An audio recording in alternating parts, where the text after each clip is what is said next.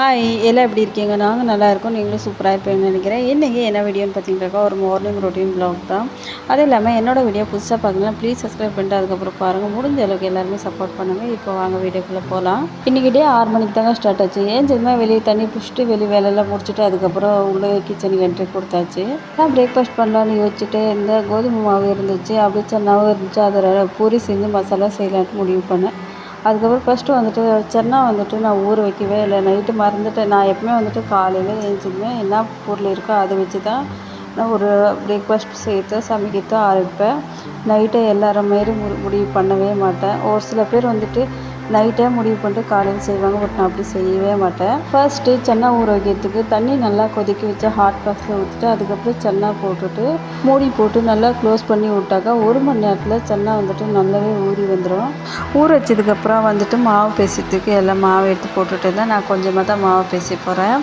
அது இல்லாமல் அவர் இன்னும் சாப்பாடு எடுத்துகிட்டு போகிறதில்ல, வெறும் சாப்பிட்டு மட்டும்தான் வேலைக்கு போவார். ஏன்னா மதியம் வந்துட்டு கடையிலே தான் சாப்பிடுவாங்க.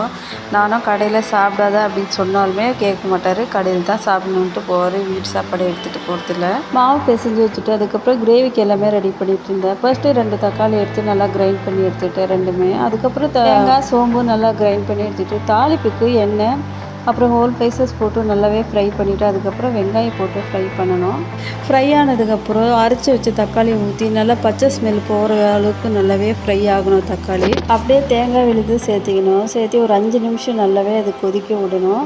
கொதிச்சதுக்கப்புறம் மிளகாத்தூள், மஞ்சத்தூள், உப்பு போட்டு நல்லாவே ஒரு 2 நிமிஷம் நல்லா மறுபடியும் ஃப்ரை ஆகணும். ஃப்ரை ஆனதுக்கப்புறம் ஊற வச்ச சென்னா அதில் எடுத்து போட்டு தேவையான அளவுக்கு தண்ணி ஊற்றி மறுபடியும் உப்பு பத்தலைனா கொஞ்சம் உப்பு போட்டுட்டு குக்கர் மூடி போட்டு வச்சுட்டோம்னாக்கா ஒரு 4-5 விசில் விட்டு இறக்கிட்டா அவ்வளோதான். சூப்பரான கிரேவி ரெடி ஆச்சு. ரொம்ப சிம்பிளாக தான் இருக்கும். டேஸ்ட் நல்லா தான் இருந்துச்சு. இன்றைக்கி நம்ம வீட்டில் பூரி சன்னா மசாலா செஞ்சு சுமார் 4 மாதத்துக்கு மேலே. ஏன்னா சோம்பேறித்தனம் தான், வேறு எதுவுமே செய்ய முடியாதுன்ற நிலைமை. அதிலே குழந்தை இருக்கும்போது இன்றைக்கி செஞ்சது பார்த்தோம்னா பெரிய விஷயம். அவனை பார்த்துட்டு நான் ஓடிக்கிட்டே இருப்பான், ஒரு இடம் நிற்கவே மாட்டான். அதனால் எங்கன்னா வீந்து ஏதாவது ஒன்றுனாக்கா நம்ம தான் பார்த்தாங்கன்ட்டு முக்கால்வாசி அவன் பக்கமே இருக்குது என்னோடய கவனம். அதனால் சாப்பாடுனா ஈஸியாகிடுதுல, அதனால் சாப்பாடு தான் செய்வேன் அதிகமாக. பிரேக்ஃபாஸ்ட் காலையில் சப்பாத்தி பூரி சேர்த்து ரொம்பவே கம்மி தான் வீட்டில்.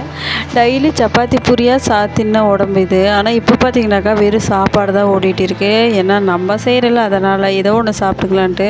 அதே வீட்டில் வேறு யாருனா அம்மா அக்கா இப்படி யாருனா செஞ்சு கொடுத்தாங்கனாக்கா எனக்கு சப்பாத்தி தான் வேணும், அது தான் வேணும், இது தான் வேணும் நம்ம கேட்டு வாங்கி சாப்பிட்டுருப்போம். ஆனால் இப்போ நிலமை அப்படியே உல்ட்டாவாக மாறிடுச்சு. இப்போ எதாக இருந்தாலும் நம்ம தான் செஞ்சு கொடுக்கணும், மற்றவங்க தான் ஆர்டர் கொடுக்குறாங்க அது வேணும் இது வேணும்ன்ட்டு. பரவாயில்ல, என் புருஷன் எவ்வளோவா தேவையில்லைன்னு எனக்கு தோணுது. எனக்கு நான் எப்படி செஞ்சாலும் சாப்பிட்டுக்காரு, எந்த ஒரு குறையும் சொல்ல மாட்டார். ஏன்னா குழந்தைங்க கை விடாதுன்ட்டு அவருக்குமே தெரியும். டெய்லி சாப்பாடு செஞ்சாலுமே சலிக்காமல் சாப்பிட்டுக்காரு. காலையில் பூரி செய்யும் போதே சொன்னார், நீ பேசாமல் சாப்பாடு செஞ்சு வச்சுட்டு போயிருக்கலாம்ல, பூரி எதுக்கு, நான் அதை தான் சாப்பிட்டுக்கிறேன், ஒன்று என்ன சொல்கிறேன்னா எதுக்கு அப்படி செய்கிற அப்படின்ட்டு. இருந்தாலும் பரவாயில்ல, வாரத்தில் ஒரு நாள் இல்லை 4 மாதத்துக்கு அப்புறம் தான் இன்றைக்கி செய்கிறேன், இன்றைக்காவது சாப்பிட்டுக்க அப்படின்னு சொல்லிட்டு நான் பாட்டு செஞ்சேன் இன்றைக்கி. குழம்பும் வெந்துட்டு இருந்துச்சு. அதுக்கப்புறம் கையோட சப்பாத்தி சேர்த்து வச்சுக்கலாம், பக்கத்தில் அடுப்பு காலியாக தானே இருக்குது அப்படின்னு சொல்லிட்டு சப்பாத்தி தான் தேய்ச்சிட்டு இருந்தேன். தண்ணி கொஞ்சம் அதிகமாக ஊற்றிட்டு இப்போ வர அதனால் கொஞ்சம் கொலகொலன்னு ஆயிடுது. பட் இருந்தாலும் அட்ஜஸ்ட் பண்ணி சப்பாத்தி நல்லா தான் வருது. சப்பாத்தியோட தான் பூரியோட தான் சூப்பராகவே வருது. சப்பாத்தி தேய்ச்சாச்சு. அதுக்கப்புறம் அப்படியே போட்டு எடுக்கலான்ட்டு எண்ணெயில் போட்டுட்டு இருந்தேன். அது என்னன்னு தெரில, நான் சுட்ட பூரி புஷ்ஷுன்னு வருதுன்னு சொல்லுவாங்களே, ஃபஸ்ட்டு பூரியே புஷ்ஷுன்னு வரல, எல்லாம் அப்பளம் மாரி வந்துச்சு. என்னடா இது அப்பளம் மாரி வருதுன்னு பார்த்தா 2வது பூரி புஷ்ஷுன்னு நல்லாவே வந்துச்சு.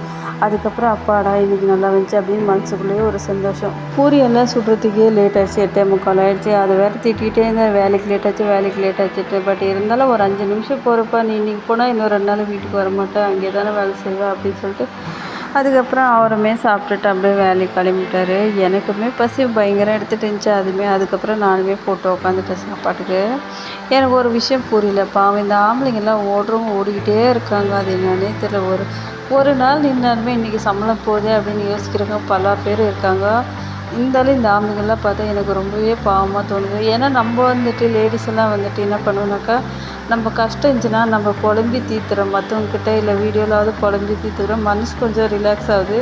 அதே ஆம்பளைங்க வந்துட்டு அவங்களுக்கு எவ்வளோ கஷ்டம் இருந்தாலும் மற்றவங்கக்கிட்ட சொல்ல மாட்டாங்க, நம்மக்கிட்டே ஷேர் பண்ண மாட்டாங்க ஒய்ஃப்கிட்டே. சரிங்களா, எந்த பிரச்சனை இருந்தாலும் என் ஹஸ்பண்டே அவ்வளோதான், ஏதோ ஒரு பிரச்சனை இருந்தாக்கா என்கிட்ட கண்டிப்பாக ஷேர் பண்ண மாட்டாங்க. சந்தோஷமான விஷயமா இருந்தாக்கா அதை சொல்லிக்குவார். ரியலாக சொல்லப்போனால் நம்மளை விட ஆம்பளைங்களுக்கு தான் கஷ்டம் அதிகம். ஏன்னா நம்ம சும வந்துட்டு மனசில் சுமக்கிறோம், வீட்டில் எவ்வளோ பிரச்சனை இருக்குது அப்படி இப்படின்ட்டு யோசிச்சுட்டு. ஆனால் அவங்க வந்துட்டு தோளில் சுமக்கிறாங்க. இப்போ அவன் நினச்சி பார்த்தா ரொம்பவே வருத்தமாக இருக்குது. எனக்கு என் ஹஸ்பண்ட் நினச்சாலுமே ரொம்பவே கஷ்டமாக இருக்கும். என்னால் எதுவுமே ஹெல்ப் பண்ண முடியலையே அப்படின்னு ரொம்பவே வருத்தமாக இருக்குது. அதனாலே பல லேடிஸ் வந்துட்டு யூடியூப் ஆரம்பிக்கிறாங்க. ஏன்னாக்கா நம்மளால் முடிஞ்ச ஹெல்ப் பண்ணலான்ட்டு. ஆனால் யூடியூப்பில் ஜெயிக்கிறது அவ்வளோ சாதாரணமாக ரொம்ப பொறுமை வேணும். அந்த பொறுமை எனக்குமே இல்லை. ஏற்கனவே ஒரு யூடியூப் சேனல் வந்துட்டு மறுபடியும் டிலீட் பண்ணிட்டு போயிட்டேன். அதில் வியூவர்ஸும் வரதில்ல, ஃபாலோவர்ஸும் இதிலுமே வரல. பட் இருந்தாலும் ஒரு முடிவோடு வந்திருக்கு. இந்த வாட்டி என்ன நடந்தாலும் இதில் ஜெயிச்சா ஆகணுன்ற ஒரு வெறி, வேறு மற்றபடி எதுவும் இல்லை. பூரி எல்லாம் தேய்ச்சி எடுத்துக்கிட்டு அதுக்கப்புறம் கழுவுறதுக்கு பாத்திரம்லாம் இருந்துச்சு. அதெல்லாம் கழுவுத்தி எடுத்து போட்டு கவுண்டர் டாப்பில் க்ளீனாக துடைச்சி விட்டுட்டு. ஏன்னா நான் எப்பவுமே ஒரு நாளைக்கு 4 வாட்டியாவது கவுண்டர் டாப்பை துடைச்சிக்கிட்டே இருப்பேன். தம்பி வந்துட்டு ஏதாவது போடுவேன்னா அதனால் எறும்பு வருதா, அந்த எறும்பு தொல்லை தாங்க முடியாமல் துடைச்சிக்கிட்டே இருப்பேன், க்ளீன் பண்ணிக்கிட்டே இருப்பேன் எப்பவுமே. துடைச்சி விட்டுட்டு அதுக்கப்புறம் பார்த்திங்கனாக்கா குட்டி தம்பி இந்த வெங்காயம் கூட எல்லாம் கீழே தள்ளி விட்டோன்னா எல்லாமே வெங்காயம் தக்காளி எல்லாமே கீழே வெந்து கிடந்துச்சு. சரின்ட்டு அதை அப்படியே க்ளீன் பண்ணி வச்சுக்கலான்ட்டு எல்லாம் எடுத்து க்ளீனாக வாஷ் பண்ணிவிட்டு மறுபடியும் எடுத்து போட்டு வச்சுட்டேன். எல்லாமே துடைச்சி வீடெல்லாம் கூட்டி விட்டேன். அதுக்கப்புறம் கொஞ்சம் பாத்திரம் இருந்துச்சு கழுவுறதுக்கு, அதையுமே கழுவிட்டு இருந்தேன். அதில் நான் முக்கியமாக வேலை செய்யும்போது மித்துக்குட்டி ஏதாவது பேசிகிட்டே இருப்பேன். எனக்கு பயங்கர கோவம் வரும். பட் இருந்தாலும் என்ன பண்ணுறது, ஒவ்வொரு டைம் ஒவ்வொரு அடி அடிச்சு விடுவேன் மெதுவாக. இன்னொரு வாட்டி ஐயோ பாவம் நம்மளும் அடித்தாக்கா எங்கே போவோம் குழந்தை அப்படின்ட்டு பாவமாக இருக்குது எனக்கு. அது இல்லாமல் நேற்று நான் சமைச்சது அடுப்பில் அந்த பாத்திரம் பார்த்திங்கனாக்கா கருப்பாக என்னோடய கலரில் அப்படியே இருந்துச்சு. கொஞ்சம் கூட கலர் மாறவே இல்லை. நானும் தேய்ச்சி கை வலி வந்தது தான் மிச்சம். சரி வெளியே போய் உட்காந்துட்டு 1 மணி நேரம் அது கழுவி எடுத்துகிட்டு வரலான்ட்டு வெளியே எடுத்துமா வச்சுட்டு வந்துட்டேன் பாத்திரம். தம்பியும் தூக்கத்துக்கு அழுதுட்டு இருந்தான். அப்படியே அவனையும் தூங்க வச்சுட்டு வேலையை கண்டினியூ பண்ணலான்ட்டு தூங்க வச்சுட்டு இருந்தேன். தூங்க வச்சுட்டு அதுக்கப்புறம் அம்மா வீட்டாண்டு கீழே போனேன். அதை பால் வாங்கிட்டா கடைக்கு போய் அப்படின்னு சொல்லிட்டு அதை காசு எடுத்துகிட்டு கடைக்கு போயாச்சு. கடைக்கு போய் பால் வாங்கிட்டு கிளம்பிட்டேன். ஸோ இன்றைக்கி எனக்கு ரொட்டீன் வ்ளாக் இவ்வளோ தான். என்னோடய வீடியோ பிடிச்சா லைக் பண்ணி ஷேர் பண்ணி கமெண்ட் பண்ணுங்கள். மறக்காமல் என்னோட